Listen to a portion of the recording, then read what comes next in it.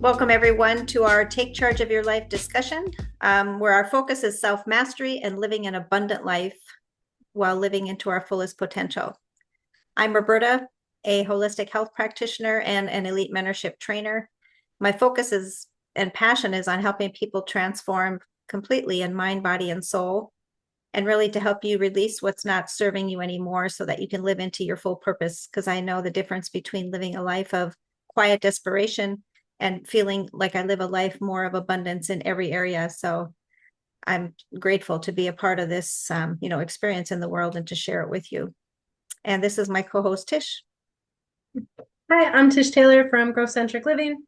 My mission is specifically to help people, as Roberta has described, in leading them to a more fulfilling life through heart-centered mentorship, and specifically in teaching this to future generations as well, because I'm aware of when we can master ourselves as parents and leaders, how much of a generational impact that can potentially have on future generations. I am also a certified elite mentorship forum trainer, just like Roberta here under our mentor, Peter Sage. Yes, and as Tish said, I'll introduce you to our incredible visionary, Peter Sage. He is a world-renowned teacher, author, and transformational leader. He's really devoted his life to helping people awaken to their true potential. He always says that he wants to be a mirror for our greatness, to just reflect back to us who we really are. And he blends really deep spiritual wisdom and a practical life mastery to guide thousands and probably hundreds of thousands by now across the world to break free from limitation and live from a higher level of consciousness. And so it's really an honor for us to learn from his teachings as we step into this journey of transformation and to be able to share that with you. And then the structure of our call today is the framework of mind, body, soul. So we're going to talk about living empowered in the mindset, living healthy in our physical body, and then living free from the soul realm. And Tish will introduce us to our topic for the day. Excellent. Our video this week is from Module 11 of our premium program, the Elite Mentorship Forum. For those of you that have been following around, this actually is our discussion number 36, and we're slowly leading you through these teachings by Peter. So this video today is called Who Do You Want to Become? And it asks or encourages us to ask better questions. Like, instead of what do I need to do in the physical world, instead ask, who do I need to become internally? What do I need to shift inside to improve myself? And this video links nicely into our most recent talks, which have been about values, the things that are important to us, and encourages us to strive instead of for stuff, but on more internal world, ultimately who we want to become and what values does that human hold, instead of what kind of physical trophies do we want on the outside world. I will share that with you and then continue our discussion. We all know that questions are one of the most powerful tools that you can master. Ask a great question, your brain will go find the answer. Ask a lousy question, your brain will find the answer. But if we understand that we are human beings, human relates to the physical, the body. Being relates to non-physical. You can put a human in a room, you can't put being in a room. So most people spend their life asking questions, what do I have to do, which relates to the human aspect. The question I'm going to invite you to look at is, who do I have to be?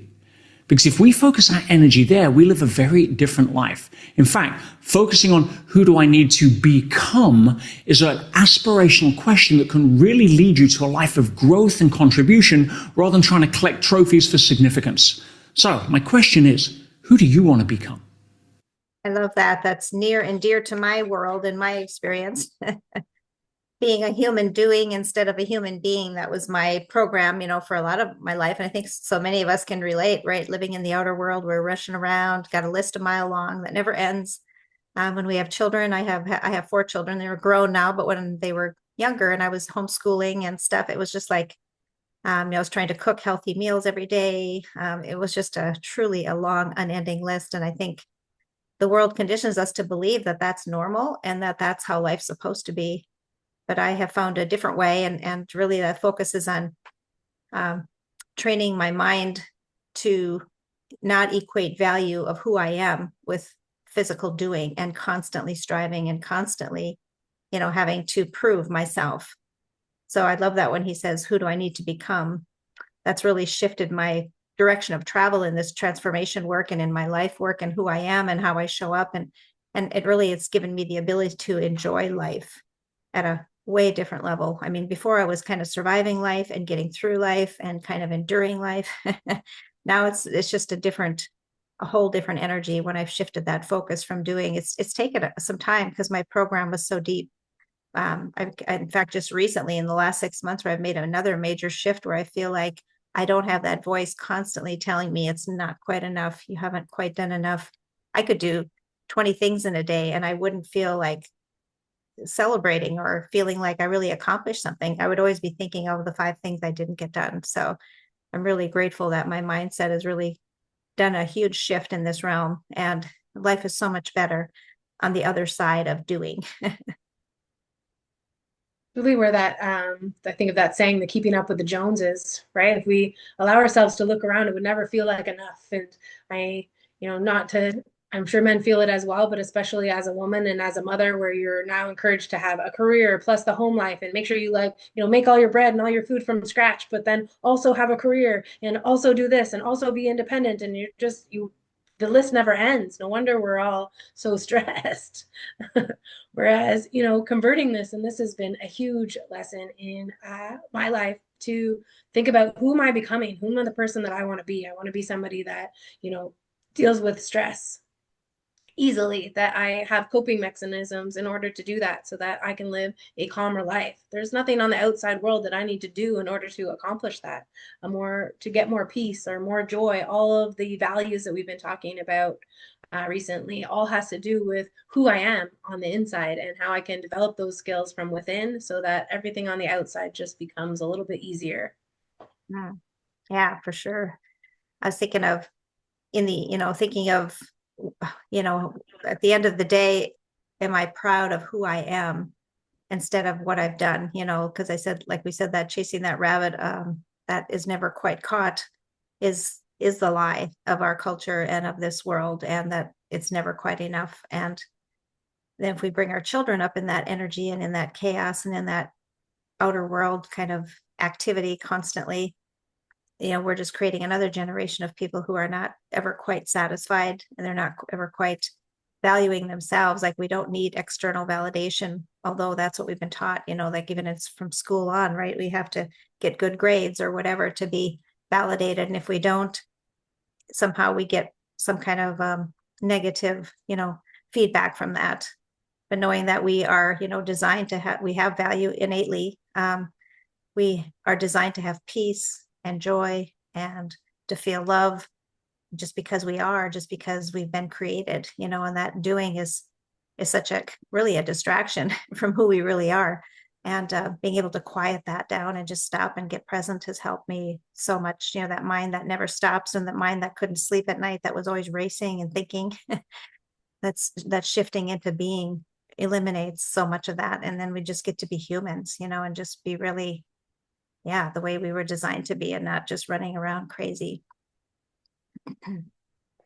It feels like such a trick, like that society and how we're trained. You mentioned school, I was thinking that too. And then I was also thinking like advertising, again, specifically, potentially for women, on like, you don't have enough makeup, or you haven't had enough like plastic surgery, or you didn't do your hair enough, or you don't have the right like fashion. We're just like constantly bombarded with these messages of, you need to do more. It is such an empowering mind shift to be able to let that go and quiet the outside world and go within. And am I proud of myself? Am I happy with who I am as a person? Not what is surrounding me physically, but like as a person, am I kind? Am I happy with, how I deal with things, how I treat people around me? Yeah, because at the end of our life, that's all that's really going to matter, is, are we proud of who we became and how we showed up and how we influenced the people around us for good or not so good, right? So it's really a worthy focus and endeavor to really lean into that. And that leads me to our tip, which is to ask yourself, before you, like, if you're in a habit of jumping into action, like I was, the minute I opened my eyes every morning, it was like, I'm off to the races, and I loved lists, I loved accomplishing because there was a sense of accomplishment in certain things. But it seemed like the older I got, the less I felt accomplished. It was more like, oh my gosh, this, I really did think when I was younger that the list was going to end. I thought, oh, if I just do enough and if I, get good enough at a bunch of things, I'll be able to conquer that list and then I'll feel okay. But I never did. And so just being able to shift from that has been huge. But if you are someone who wakes up and feels like the list is, runs your life, maybe you could stop and ask, am I doing this to prove something or express something? Like, am I proving something to others, or am I trying to prove it to myself that I'm enough? That was the deeper dive even for me, was when I stopped proving it to others, I still had to stop proving it to myself, because I still had myself on trial to some degree. And then am I doing something to express who I am and what I really want to be in the world, how I really want to show up? So the first thing, if we're doing something to prove something, it keeps us in the human doing loop, right? Where we're still feeling like that's what life is about, doing. And the second one, expressing something of who we are, aligns us with our higher self and our true purpose. So I think that's where the distinction comes in. So I have a mantra here. It says, I release the need to prove, I choose to express. That's beautiful. In leading us to an empowering mindset. And from there, let's go into our healthy body piece of our discussion, in what this looks like, what we're talking about, who you're becoming. If your desire is to become a healthier person, this isn't about a new diet or, a new gym plan. Again, that's getting mixed up in the, like, what do I have to do? It's not valuing the relationship that you have with your body, because in becoming healthier, I value my body, this vessel that I'm in. Instead, when health becomes a part of your identity, it's easier to be consistent when it stops feeling like it's a chore that has to get done, that I need to, get this much weight on the bar. I need to hit the gym this many times. It's not about tallying those kinds of things anymore. Peter, actually, I was just listening to a discussion by him in one of his earlier teachings, one of his straight talks, where he talks about, somebody's asking about him going to the gym, and, basically asking him questions about what are the trophies that he has, like, what has he accomplished, how much does he do, what does he weight does he lift, what foods does he eat, those kinds of things. And he says, it's not about ego for me. It's not about actually even really becoming stronger when I think about my health. Instead, I go to the gym to improve my vessel, to bring this body to its peak performance so that I can be the best version of me outside. And we have certainly had lots of discussions and talking about how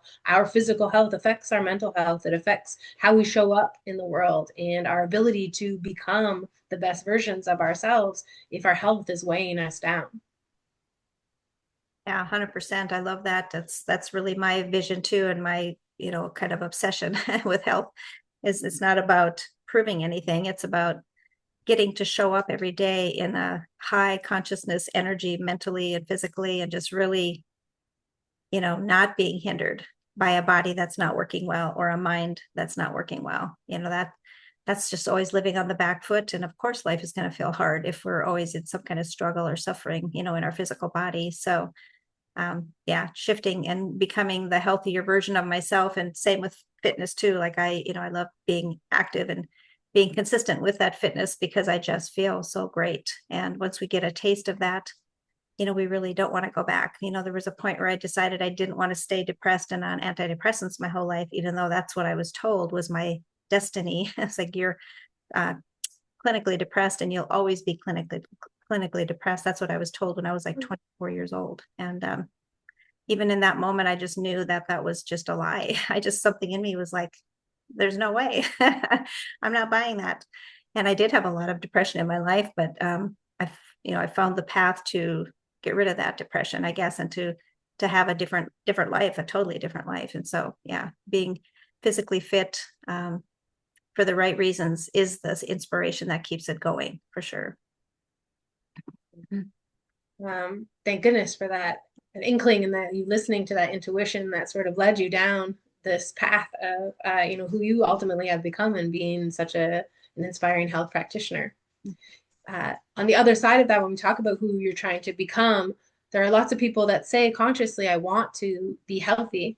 However, if your identity, and this is why it's so important to shift that internally, is someone who feels like they need to struggle, or feels like they're somebody that their body doesn't work for them, or they are depressed, or they can't lift weights, they're not strong, they're weak, whatever that sort of identity is, then it's important to recognize here that that will be in contrast. So of course, if that's the identity that you hold, in that sort of negative insight as to your body or health being a chore, that you're going to struggle. It takes willpower then to go to the gym. It's going to feel like you're forcing yourself to move towards health.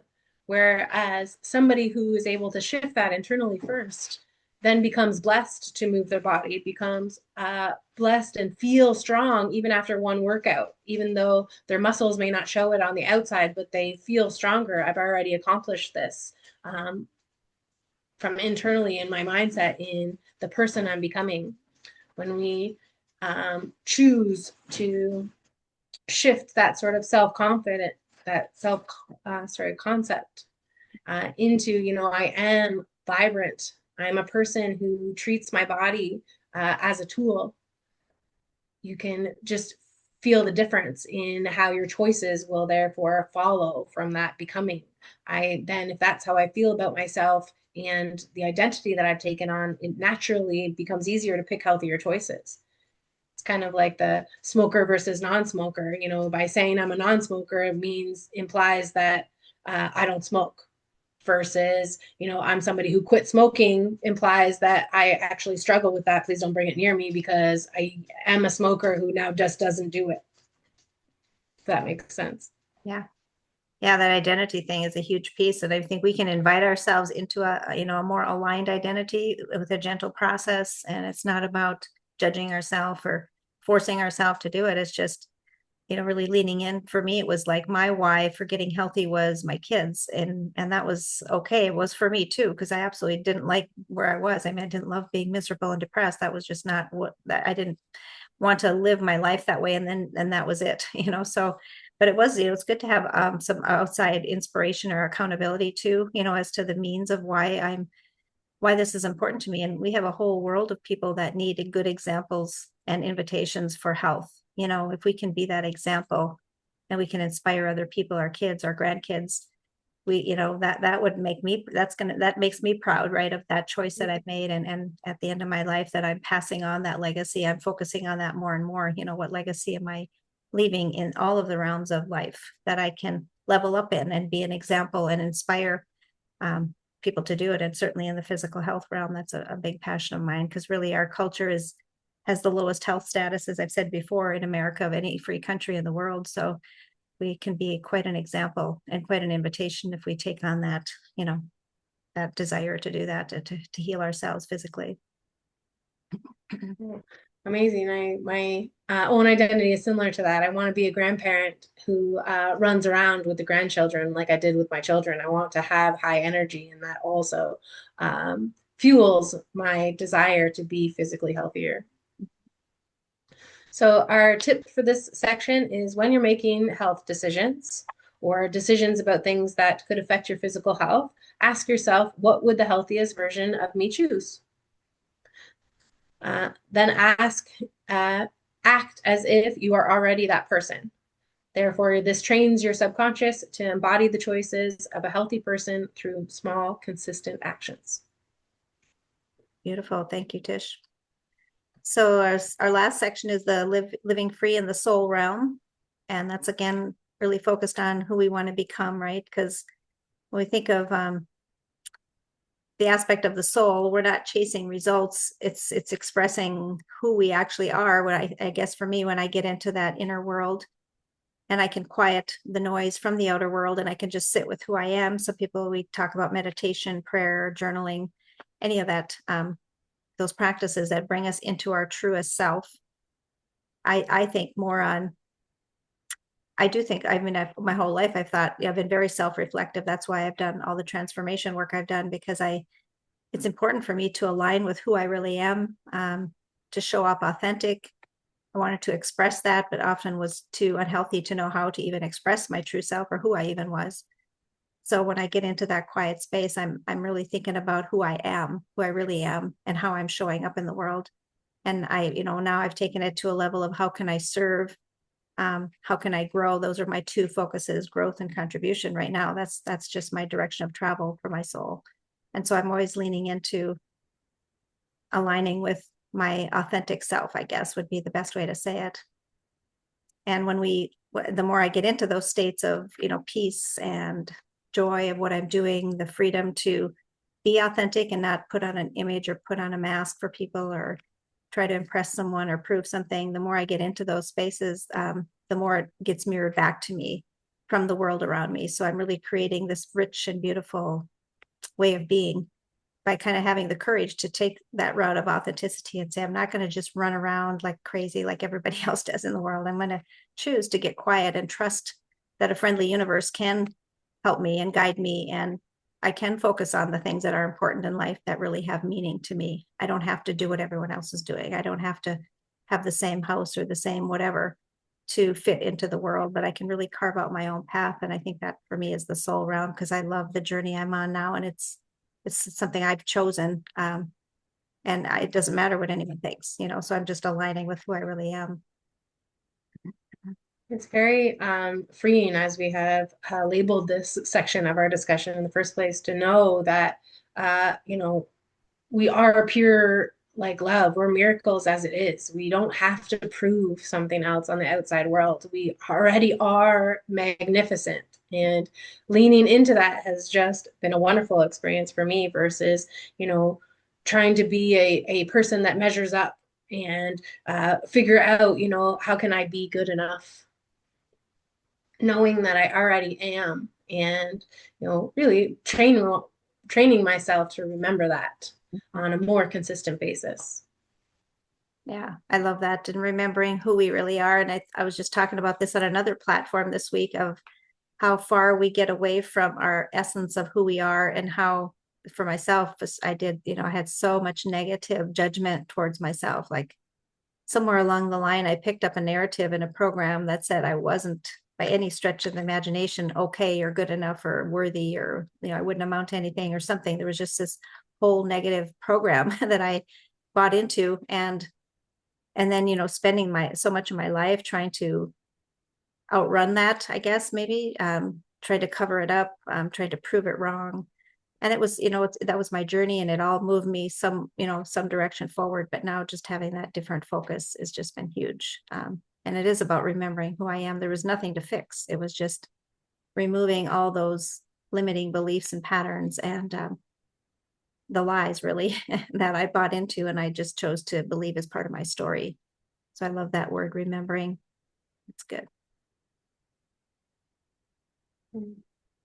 Started to express even more like gratitude when you start to look around and become aware of how this inherently those messages are that you're not good enough, that we must perform outside, and just really kind of hurts my heart a little bit when I think about that message that so many of us have gotten from the world on the outside. Mm-hmm. And we don't have to live that way. We can choose otherwise. And now that's basically what our work is convincing people of the opposite, that you are already powerful, you are worthy, and you are amazing just for who you are, just because you exist. Yeah. Yeah, that's a beautiful, beautiful expression, because I think of how strong that stronghold is in most people's mind. The feeling of not being loved is probably the biggest pain that people feel in the world. They somehow just didn't do enough right to be loved or something. We have this belief that we have to earn it, and to know that we're loved 100% the way we are it's like the whole weight of the world can just disappear when we know really who we are and that we are already enough. So my tip for the soul realm is, in the moments of stillness, when you get into that, hopefully you have a time for some quiet time and space with yourself, that you could ask yourself the question, if I already had everything I thought I needed, who would I be? So if you weren't chasing anything in your life and you were just able to stop and be still, who would you be? And would you like that version of you? That's most people don't know how to stop. I've learned over the years, and it's taken me a lot of years to learn how to stop and just be with myself, because there was always something on the outer world that was more enticing than sitting with myself and my painful feelings and really sorting it out. It was really a challenge. And so over the years, it's become such a gift to be able to do that and to really get in touch with who I am and just stop all that noise on the outside and all that drivenness. So yeah, I think if you could stop in your stillness and ask, who are you apart from all of that external world stuff, and just, get some clarity and awareness on what direction you might want to go on, getting into that best version of yourself also. How many of us end up asking that question at one point or another in our lives? Who am I? Mm-hmm. And hopefully you do at some point. I know that for me, part of my practice is to become a person that checks in with myself and who I am more regularly through making time and making it a priority to have more of those quiet moments. So in summary, that brings us to the end of our 3 sections. Just so that you don't forget, we want to summarize this for you. In the mind section, living empowered, we talked about how we encourage you to let go of a mindset of what do I have to do? And because your value is not based on what you do. Instead, ask yourself, who do I need to become? Because your value is in who you are. And this shift results in both higher quality thoughts and actions. In the body and live healthy, we talked about making health a part of your identity. Become a healthy person versus looking at it as something you have to do. You can do so whenever you're making healthy choices or making choices about your health by asking yourself, what would the healthiest version of me choose? And then in the soul realm that we just wrapped up, really we're talking about becoming is about remembering that pure, loving miracle that you are versus the person that you have been conditioned or trained to believe you are. Let go of that identity of not being good enough and lean into becoming the supernatural, amazing, wonderful being that you are. But thanks. So that leads us into just our close here. And we wanted to just invite you to think about, where you want to be in your life, because I think all of us by nature are seeking to improve. Most people are, that are conscious, and probably anyone that's watching this would be someone who's interested, hungry, thinking that they could be leveling up, they could be better. And, if we're tired of the rat race or wherever you're at in your journey and you feel like, yeah, no matter what, it's not enough and you don't really even love yourself. That was my story for decades. And always trying to get that external validation just to even like myself enough to be around myself. So it's been quite a process, but it's, EMF, the Elite Mentorship Forum, that we are inviting you to consider to align with us on. That isn't just a personal development program. It's a profound journey of transformation that will help you shift from doing to becoming, that place that you're really meant to be, that place of joy and relief, and living more fully into who you are. Yeah, it's important to say that our talks, if you're enjoying our talks, that especially now that we are into some of the higher modules within the program, we're just barely scratching the surface. So if this is speaking to your heart, please reach out. Our curiosity calls are free, and you can come and ask all the questions that you'd like and learn more about the program and find out whether it's aligned with you. Mm-hmm. So on that note, we will end this week's Take Charge of Your Life discussion with a quote. And this quote is from our mentor, Mr. Peter Sage. The quote is, "You don't attract what you want. You attract who you are." Mm-hmm.